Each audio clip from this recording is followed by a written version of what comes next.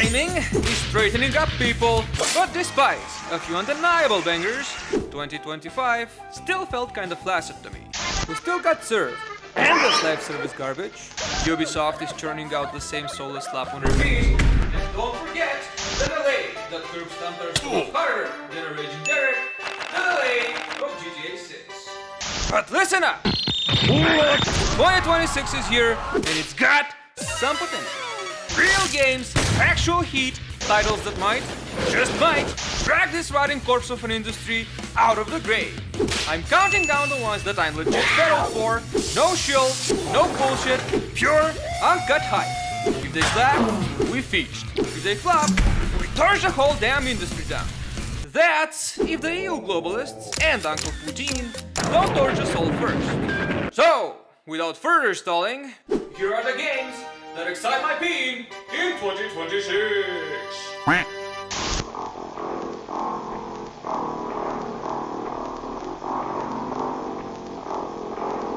What's a better way to absolutely ruin this list right out of the gate than starting with a big budget Hollywood movie game that every single one of you that has a brain bigger than a peanut sniffed out the fake manufactured corporate pump pipe and immediately tossed it into the zero fucks given bin.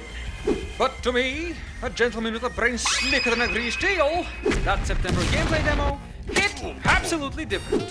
It was more seductive than a lonely goat in Heat is to an errand. We're talking booming gunfights, car chases that screech louder than your average zoomer when the Wi-Fi drops, and the sneaky hitman-esque shenanigans showcased in last September's gameplay demo. Absolute cinema.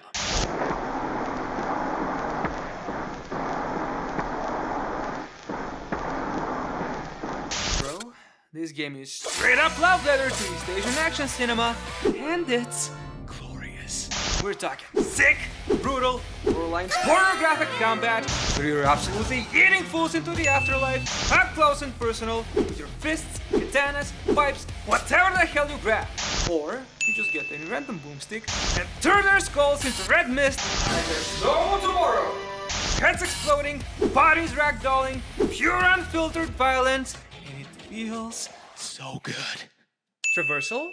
OMG. You're monkeying around like a cracked out parkour macaque, wall running, wall flipping, sliding, gravity's a suggestion, and you're here to tell it to go fuck itself. And the protagonist, this moody broody badass, looks like he's got 12 tragic backstories layered on top of each other, zero patience for anyone's bullshit, and on top of it all, I get to dress him up in the drippiest outfits known to man. Game? Just take my money. Take it all, shut up, and drain my wallet right now!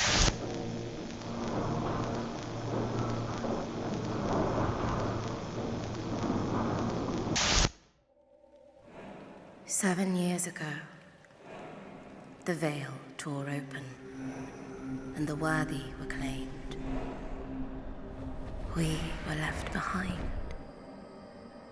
In our desperation, we called to you, warrior, to stand against the darkness."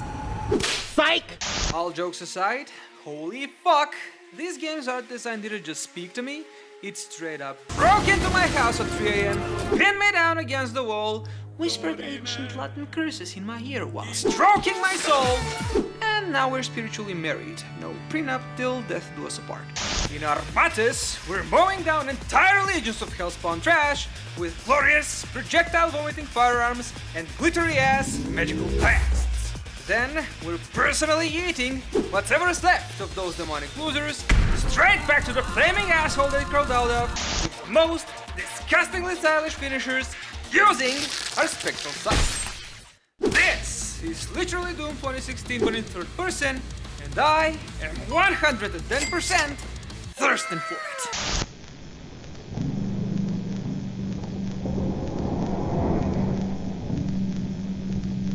Alright, picture this. You take those creepy ass regenerating flower freaks from Hell's Paradise, slam them head first into Sekiro's Get Good or Uninstall combat, and what spits out? Beast of Reincarnation. Straight from the same studio that's been milking Pokemon Dry for decades, Game Freak. Yeah, those guys. This thing looks stupidly gorgeous, combat's tight as fuck, and the cutscenes are actually framed and animated like a competent human being actually touched the project. Which, let's be real, it's a goddamn miracle. After whatever crimes against motion and basic cinematography Game Freak committed in their last mainline Pokemon disaster.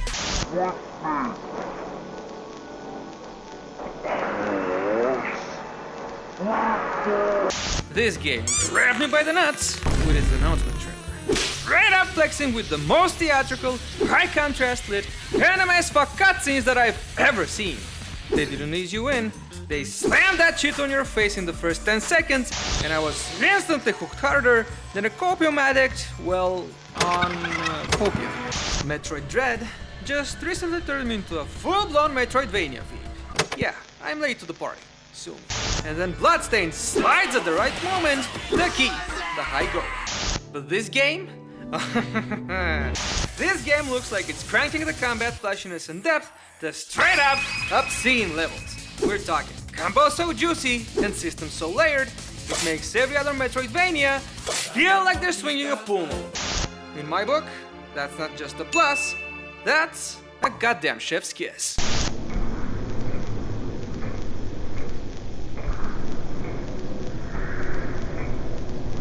Hold the fuck up! Is Remedy actually cooking up a full-on character action game? Holy shit! Yes they are, and I'm straight up dreaming my jammies right now. These absolute lunatics have this gift for wrapping batshit insane concepts in stories that actually hit like a truck. And I'm a huge fan. Except when they race swap white characters and then prop up the melanated version with dialogue that feels like it was written under the possession of an HR consultant demon baby. They're also one of the last studios that can make realistic ass graphics look genuinely hypnotizing instead of just, oh cool, another Uncanny Valley simulator. And bro, this thing is blasting me straight back to 2013's DMC. Yeah, that reboot that everyone loved to hate. The silhouettes of the characters are similar, they're swinging around similar weapons with suspiciously familiar movesets, and then you got Control's world, straight up folding on itself like it's having the worst acid trip of its life. Basically Limbo, but swap to the neon sign screaming for brutalist concrete and existential dread, and I'm so goddamn in.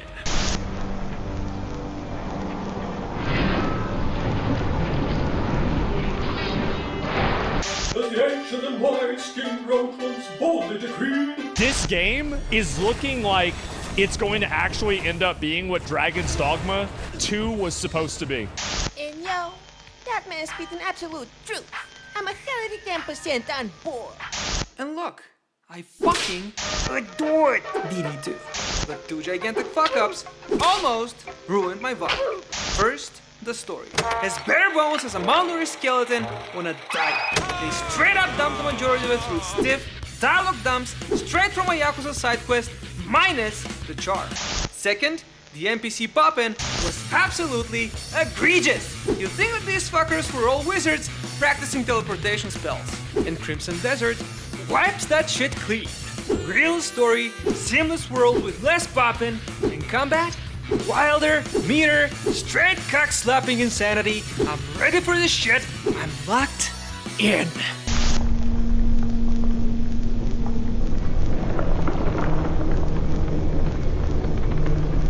A small group of humanoids trudging slowly through dimly lit environments, totally overshadowed by massive techno skyscrapers that stretch into infinity, all dangled up with loose cables, and everything builds up to a moody, desolate atmosphere that really drives home how small and insignificant we all are in the universe's grand design. Is this a blame game?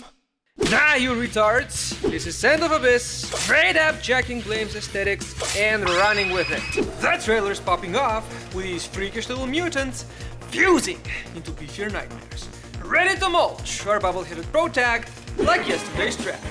Oh, and peep that Trouble Chad looking like he's about to delete your entire bloodline. First off, I'm digging the atmosphere, gunshots hit like a railgun to a nutsack, and much like its theft victim Blame, this game looks set to deliver one hell of a haunting experience.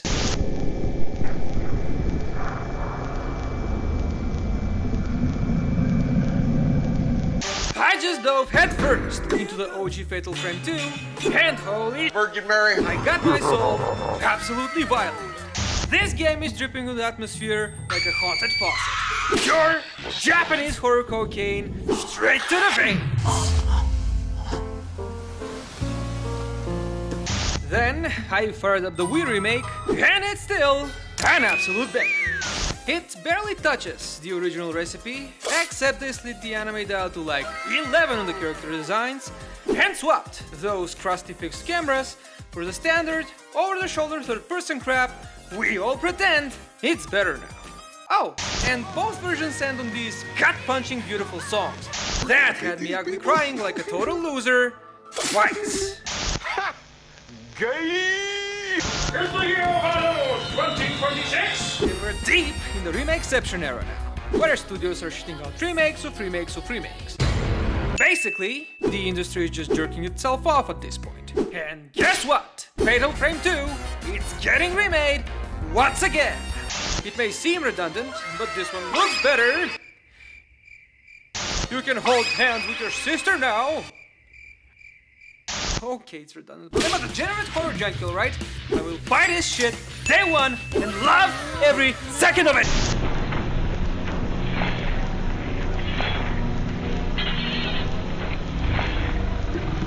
Bro, this right here, this might be one of the most complete action shooters that I've ever laid my bloodshot eyes on.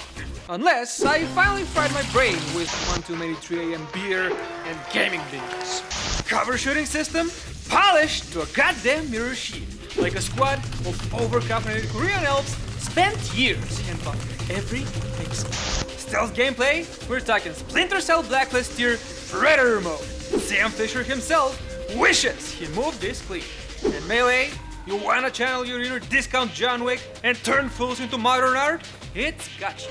And the transitions between cover shooting, stealth, and beatdowns smoother than my chrome dome head after a fresh shave. Oh, and the trailer drops these sneaky sections with a cute little Asian girl going full ghost, straight up giving me Marvel Spider-Man Mary Jane mission flashbacks. The game is supposed to drop this year, but delays are more guaranteed than my annual New Year's resolution to touch grass. I'm keeping this one in the list anyway, because I need to play it before I start collecting pension and yell at the clouds.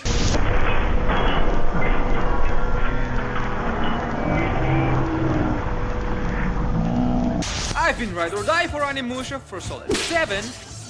Straight up married to this series while Capcom's been out here treating it like the red-headed stepchild you lack in your basement. Why the hell has this franchise been collecting dust longer than my ex's standards? I don't know, but I just booted up the OG again and smashed through it twice, back to back. Because it still slaps harder than most modern quadruple-A garbage out there. But holy dear Lord baby Jesus, the gaming gods finally answered my copium prayers. The drought is over. Onimusha, wields the sword, is actually dropping in this year. And we're stepping into the boots of the absolute legend, Miyamoto Musashi. The samurai with swordplay so goddamn lethal, he literally wrote the fucking book on it. We're talking blood-drenched massacres against dread-jab hellspawns, sucking their souls dry like a demonic Roomba, and then clashing blades with his batshit insane rival, the manic pixie dream boy himself, Sasaki Ganryu! From the trailers and the gameplay demo, the combat looks insane. It's way more deliberate, and every single swing is animated with real heft. Button mashing is gonna get your ass handed to you on a silver platter. So, you've gotta study those demons like it's a goddamn exam. Every parry and every strike needs to be as precise as fuck, or it's game over, my boy!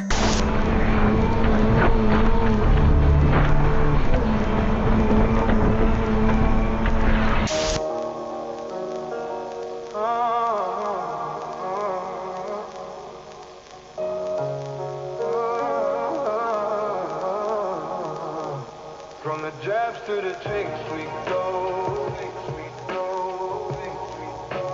I present to you Phantom Blade.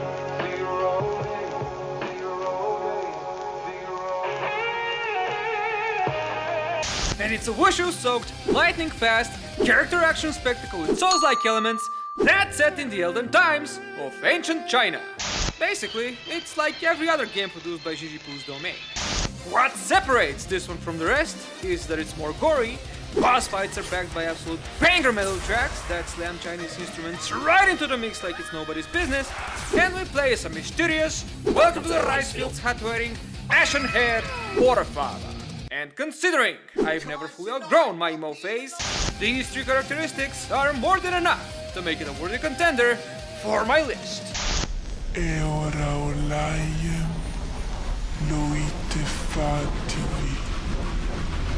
Planet of Lana 2 is yet another one of those cinematic 2D platformers that looked at another world, looked at inside, and thought, yeah, but what if we made it look like Japanimation? We're talking hand-painted anime background so pretty, you'll legitimately pause the game to just stare at a tree for 5 minutes, like some kind of art major who just discovered Ghibli. Oh my god. Basically, every single frame is wallpaper material, and I love it. Gameplay? Oh yeah, that. You run right, you do a little hop, you cower behind some bush when the scary machines show up, then you solve a few puzzles so brain-meltingly simple that a toddler on Ambient could speedrun them blindfolded, rinse, repeat, marvel at more scenery, maybe tear up a little because the music swells just right, and 4 hours later, the credits roll, while you sit there wondering if you just experienced a work of art, or if you just paid $60 to gawk at a bunch of screensavers. Look, if you're dopey like me, or you're a girl, Excuse me, it's man. or you've consumed enough microplastics that your pooper is basically fused to your family jewels, Planet of Lana 2 is the wallpaper slideshow for you.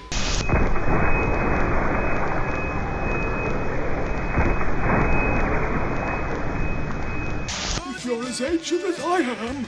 You probably remember the old anime trope of an absolute unit of a dude strutting around with some loudmouth gremlin child parked on his shoulder like a parrot.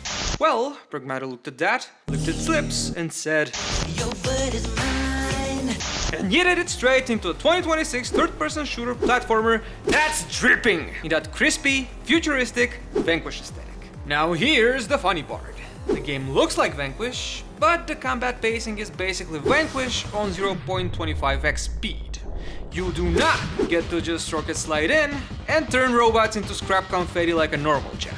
No, no, no, no, no. First, your Aryan lolly android daughter surrogate has to do her little hacker girl magic and crack their shields. And yes, there is a full-on hacking minigame.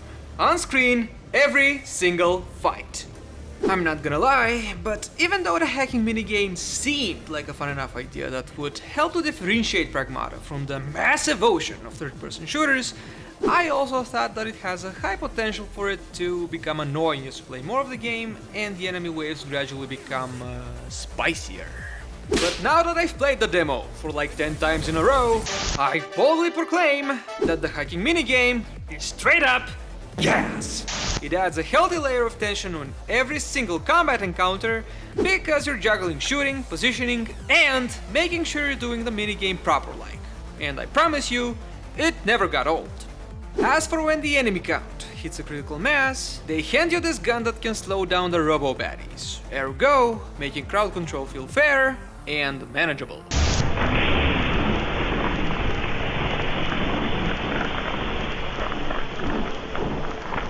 Yup, another Capcom game, everybody. But what can I do? I'm just a simple Capcom fanboy. I've been balls deep in the Resident Evil franchise since forever. Played through almost every mainline entry under the sun, and I straight up love them all. Yes, even the much-hated secret goat of the franchise, RE6. That chaotic masterpiece, at least for now, is the most feature-rich third-person shooter that I've ever played. But this new one, I'm not feeling it at all. Why me? Make me happy. Grace is too busy shitting herself all the time and tripping over her stool. Bitch couldn't punch her way out of the wet tissue, let alone a boulder. Why the fuck did I even slap this game on the list? Wait. Hold up. Welcome.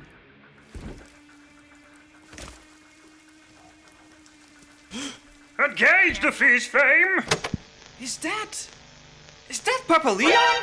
This dude's supposed to be 50 and his soul's dripped out, shot to the max, popping zombie melons, kicking him around like they're inspired soccer balls. Just look at him go! He's straight up recreating that iconic OGRE 4 screenshot. But first, he's the daddy now. Okay? We're back, baby. We are back!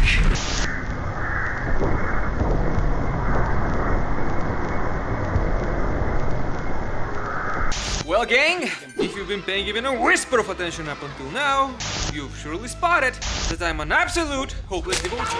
A proper simp, if you like, for hack and slash character action games. And Romeo is a dead man, just waltzed in, kicked its feet up on my favorites of 2026 list, and acted like it bloody well owns the joint. This glorious train wreck is crafted by the delightfully unhinged madman who birthed No More Heroes. Arguably one of the most catastrophically based games to ever grace the Nintendo Wii. Yet somehow, its gloriously basic but bloody addictive combat and that absolute menace of a protagonist Travis Touchdown fuckhead turned it into a cult classic. Romeo is a Dead Man is basically No More Heroes' sager younger brother, rocking the same ridiculously addictive combat, slinging humor so wildly off the rails it needs its own parole officer, except this one gets artistically fidgety and starts swapping art styles. Speaking of art styles, the default one kinda rubs me the wrong way. It looks too much like a UE5 student project.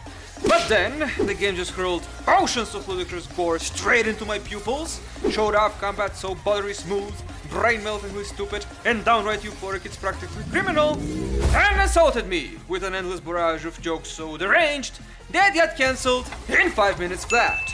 And suddenly, I was sold.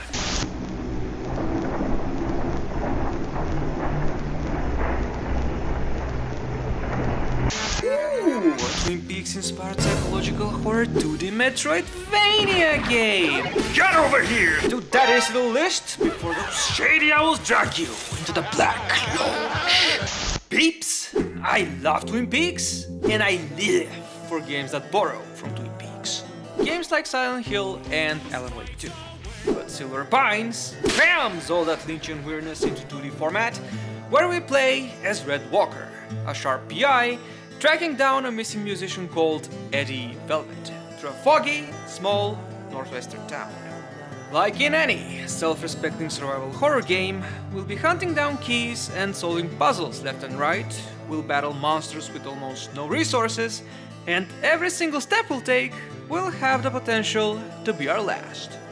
I've never played a 2D survival horror game before, but as I'm looking at the footage of the game's trailer, all I've got to say is, that's a damn fine cup of coffee.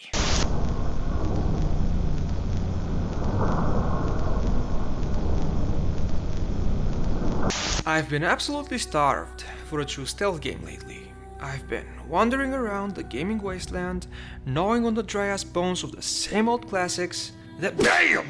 Styx jumps out of the shadows with his bulging loot sack and growls. Hold me, everybody. It's trying to freeze. Styx, Blade of Greed, takes the already scrumptious formula of crafting lethal traps and chucking sand to snuff out lanterns of the first two games, and drenches it in even more freedom sauce, and gently sprinkles it with generous helping of creativity. The result? Vast, vertically erect playgrounds where you can hop onto just about anything, hide in everything, and where you can fully embrace your destiny and be the most insufferably clever, evil little gremlin thief imaginable. New tools, new powers, bro, they went absolute sicko mode.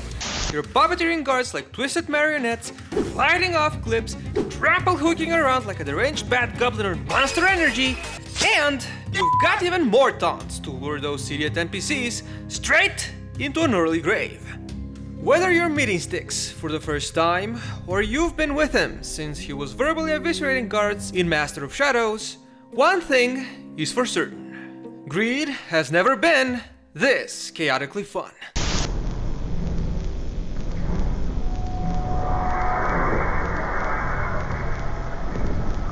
Why does this game look like it got spit roasted in Geralt's fever dream? Well, because a bunch of CD Projekt Red refugees formed their own pirate crew and are now cooking up a Witcher clone action RPG with a time limit ticking down your throat and a protagonist who's a sunlight-proof bloodsucker in lore named Dawnwalker. In daytime, main dude Snooter. We're talking zero vamp powers. You're just some pretty boy peasant swinging a stick around like a LARPer at a Renaissance fair. But at night, Fang mode unlocked, vamp abilities galore, quests straight up morph, based whether you hit them at high noon or at midnight. And that time limit, straight up genius! No 400-hour Witcher bloatfest where you're side questing till your eyes bleed. These bad boys come packed, punchy, raps before your balls shrivel up. A major fucking W for me, brothers. Finally, a Witcher game that doesn't outlast my lifespan.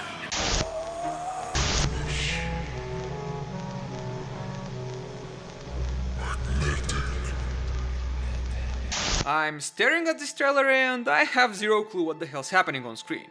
But I'm kinda into it. This game seems like it's cosplaying as Disco Elysium, that game that everybody and their mom wouldn't shut up about a few years back. You know, the one that's apparently a masterpiece, except I wouldn't know, because I've never actually played it. Look at me, pretending to be a cultured gamer, while dodging the actual culture. And then, I find out it's literally made by the same studio I've been hyping up spiritual successor this whole time, without even touching the original. And you know what? We're fixing this right now! I'm gonna fire up Disco Elysium, and y'all can continue watching my small list of games that almost excited my peen. Okay? Bye! A bitch is hotter than in the last game, that's a plus, but she looks a bit too tanned in some scenes. It gives me flashbacks of that woke cartoon of hers, and her rack could be bigger too. Gameplay looks very similar to the 2007 remake, so I'm gonna go play this one instead, cause I still don't trust Crystal Dynamics to PM the compromised game.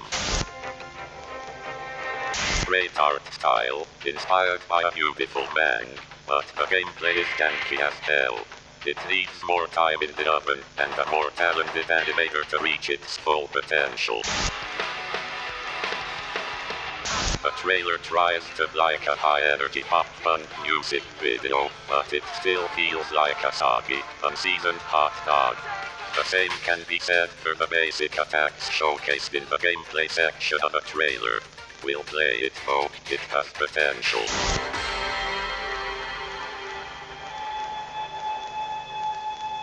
I'm a huge fan of the original. It reminds me of Sinbad, Legend of the Seven Seas. Great action-adventure film. Watch it right now.